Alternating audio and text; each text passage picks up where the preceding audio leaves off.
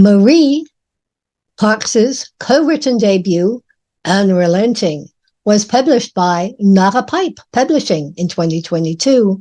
It won the 2022 New Mexico Arizona Book Award for Best LGBTQ title, and Marie was a finalist for the 2021 Futurescapes Award for Most Promising New Author. She lives in New Mexico with her rescue chihuahuas. Marie, take it away. Thank you so much, and hello, everyone. This excerpt is from Chapter 3 of Unrelenting, where Bridget is investigating the last place her sister was seen, an alley outside an abandoned warehouse. Bridget rocked onto her tiptoes and peered through a gap between two of the planks covering the window's broken glass. Inside was a litter-filled hallway with a concrete floor and shadowy walls. A broken light fixture hung from a wire overhead. There was a faint thud. She tilted her head closer to the window, listening, and then she heard voices. They were too far away for her to make out, but the building definitely wasn't empty. Her heart thumped as she held her breath. Distant footsteps accompanied the low murmur of conversation. "Your fault. Rude of you to blame me. Why shouldn't I?" A woman and a man. They were getting louder. Bridget strained to get a clear view of the hallway, but it was still empty. "What do you suggest?" the man asked. "Nothing yet. Ugh, this place stinks." Bridget's breath caught. She knew that voice. It was Detective Ivanova, the detective on her sister's missing person case. Through the gap in the boards, Bridget watched her step from the hall, from somewhere deeper into the building. The detective was in profile to Bridget, walking beside a man with hair so bright red it stood out even in the shadowed hallway. Bridget tensed, ready to bolt if they headed in her direction. But they turned the opposite way. The detective took a few steps, then stopped in her tracks. Her companion paused with her, and they both stared at an interior wall for a long moment. "Who put that there?" The detective's voice was sharp. "None of us." Ivanova reached out to run her hand along the wall's dusty surface. Then she started. "Did you see that? It's active." Bridget wished she could make it out what they were looking at, but the angle was all wrong and the dusty window made it impossible to see clearly. It was as if there was some sort of clue, some indication of why Dahlia had disappeared. She really needed to get inside. "Get back," the red-headed man said in alarm. "I want to know what it does." The detective kept her hand pressed against the wall.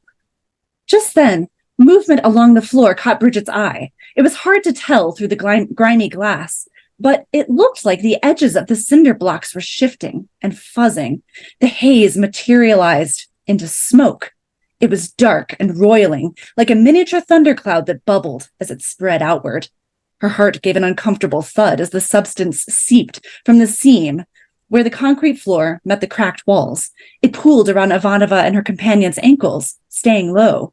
Focused on the wall, they didn't appear to notice the smoke as it began to advance down the hallway.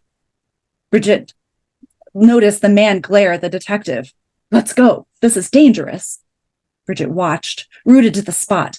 Was the building on fire? Maybe she should call out to them.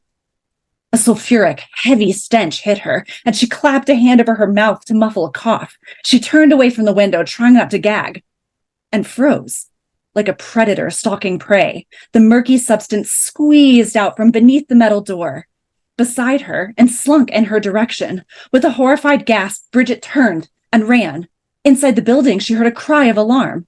Before she could react, something snagged her ankle, tugging her backwards. Bridget pitched forward, arms windmilling, gut clenching. One hand caught the edge of a twisted rain gutter, and she managed to stay upright. She looked down. A tendril of smoke had lashed itself to her boot, clinging to her like a rope. As she watched, a tendril shot forward to ensnare her other leg. It yanked her foot out from under her. As she collapsed to her knees, heart pounding in her ears, she grabbed the strange ropes. Pain seared her bare palms as they came into contact with the smoke. She yelped and jerked back. An angry red mark stretched across both hands. Bridget twisted and tried to scramble away, but the more she struggled, the more evident it became she couldn't escape. The smoke crawled up her leg, and she scrambled for something she could use to fight it off. Her hand landed on a broken beer bottle, and she sliced through the bond. They disappeared briefly, and she yanked one leg free. But before she could swing at the ropes holding her second leg, it surged forward. Scalding heat pressed against her as it wound around her legs and reached for her torso. Abruptly, the window exploded outward. The wooden boards covering it burst free just inches above Bridget's head. They slammed into the opposite wall of the alley and fell to the ground with a clatter. The force of the explosion ripped the smoke free from her ankles. A rush of hot air drove Bridget against the brick wall. She clapped her arms over her head and bit back a scream as shards of glass rained against her coat. The pandemonium gave way to stillness, pierced by a shrill, tinny ring in her ears. Beyond it, all Bridget could hear was the thudding of her heart. She drew in a raspy breath to steady herself. Head throbbing, she peeked up from her crouched position. A faint haze lingered in the alleyway, but the strange smoke was gone. Bridget's scraped knees ached as she pulled herself into a standing position. She leaned against the wall and looked towards the window.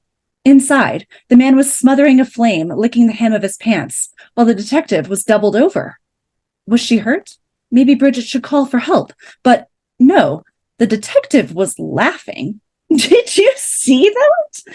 Ivanova straightened, gasping for breath around her amusement. Bridget had never known the even-keeled, disapproving detective to so much as crack a genuine smile. Maybe the explosion had jostled her brain. Or maybe she knew more than she was letting on. Not her problem. Bridget needed to leave before they spotted her. The detective had made it quite clear that she was not to interfere in the case. Once Bridget was back at her hotel, she could try to piece together what had happened and how it was connected to her sister. I will find Dahlia, she thought, even if I have to face that smoke again, even if I have to do it alone.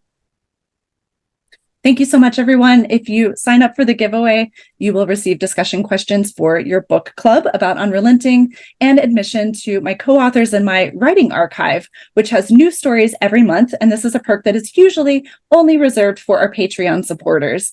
Additionally, one lucky winner will receive an Unrelenting swag pack, including a signed book plate by both authors, stickers, a magnet, and a temporary tattoo. Thank you all again.